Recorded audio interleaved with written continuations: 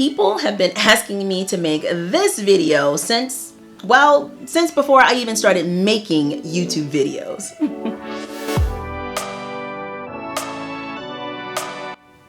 Hey signing agents, this is Kendra with Notary Signing Agent Basics, back with the video all about how I explain loan documents.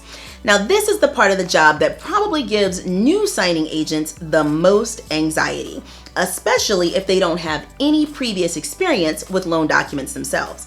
I mean, how do you explain all of these loan documents to signers? Well, today I'm gonna tell you. But guys, make sure that you stay to the end of the video because I'm gonna tell you how to get a free copy of the script that I'm gonna use in the video today.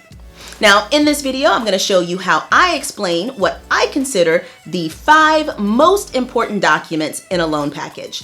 I found that if you can clearly explain these documents to signers, then the rest of the signing should go pretty smoothly, even if you can't explain the other documents. Now, just so you know, I am not an attorney. I'm not giving you any legal advice.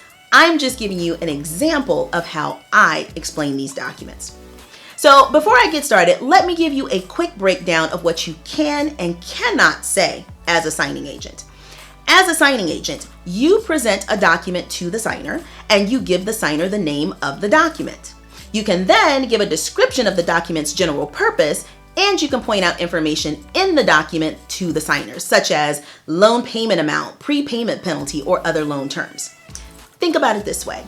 You can basically answer what questions. So for example, if the signer asks, what is my interest rate or what is my total payment? Well, you can point out the interest rate that's shown on the closing disclosure or the note. And you can point out the total payment that's shown on the closing disclosure or the payment letter. As a signing agent, you cannot give any advice or perform any duties that may be construed as the practice of law.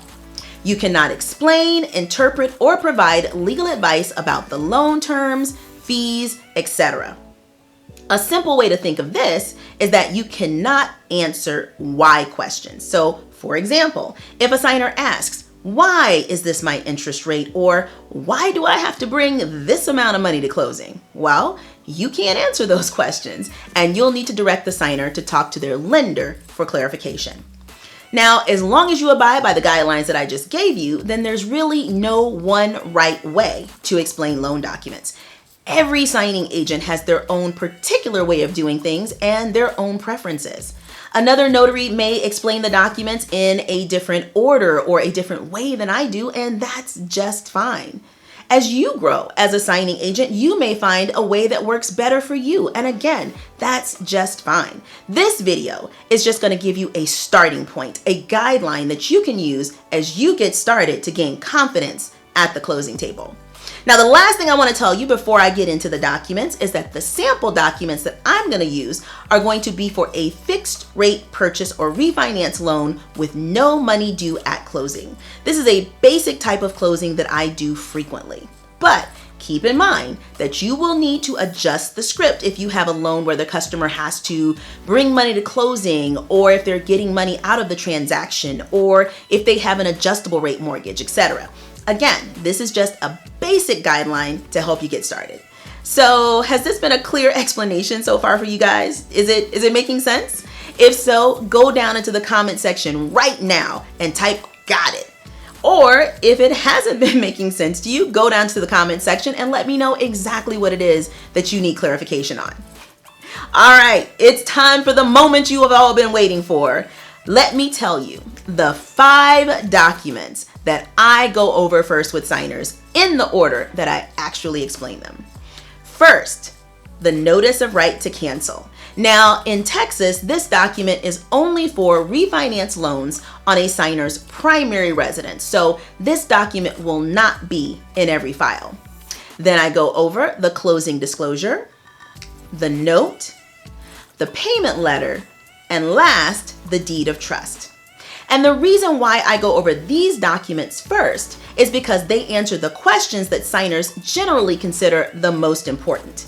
Their ability to cancel the transaction even after signing, loan amount, interest rate, principal and interest portion of their payment, total payment including their escrows, total closing costs, money due at closing if any, or the money that they're getting back out of the transaction, their first payment date, the term of their loan, prepayment penalty if any, late fees if any, and whose name will be listed as the owner of the property on the deed.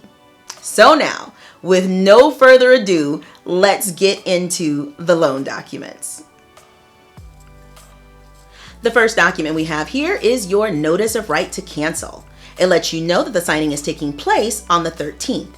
However, you have until midnight of the 16th to cancel. If you do decide to cancel, it tells you how to cancel in this section, and you would sign here if you wanted to cancel. But if you do not want to cancel today, you will sign and date here saying that you are aware that you have the right to cancel and that you have received completed copies of this document. Next is your closing disclosure. It shows the amount of your new loan, your interest rate, the principal and interest portion of your payment. This is your total payment, including your escrows. This is the total of your closing cost, and you have no money due at closing. Signature and date here on the last page. The next document that we're going to take a look at is your note. It again shows the amount of your new loan, your interest rate, first payment date, May 1st. Your scheduled last payment date is in 2049. Principal and interest portion of your payment. Again, this does not include your escrows for taxes and insurance. This is a fixed rate loan, and it lets you know in this section that you do have the right to prepay the loan without charge or penalty. Every month, you have until the 15th calendar day to get your payment in. After that, there will be a 4% late fee. Signature here on the last page. Next is your payment letter. It again shows the total amount of your payment, including what the lender is collecting for your escrows for taxes and insurance. Signature and date here. The next document is your deed of trust. This document shows you as the owner of record on the property, and it also lets you know that your lender has a security interest in the property. Signature here on the last page. So guys, it really is that simple. As long as the terms that you're pointing out are correct, then more than likely the rest of your signing will go smoothly. Even if all you know how to do on the rest of the documents is read the title and point out to the signer where to sign. A big part of this job is just confidence. You need to be able to confidently and smoothly explain these documents. The signer will probably already be a little nervous or apprehensive about the transaction, so you don't want to seem nervous or unsure. You are the expert here. The best way to become confident is through practice. There's a saying that perfect practice makes perfect.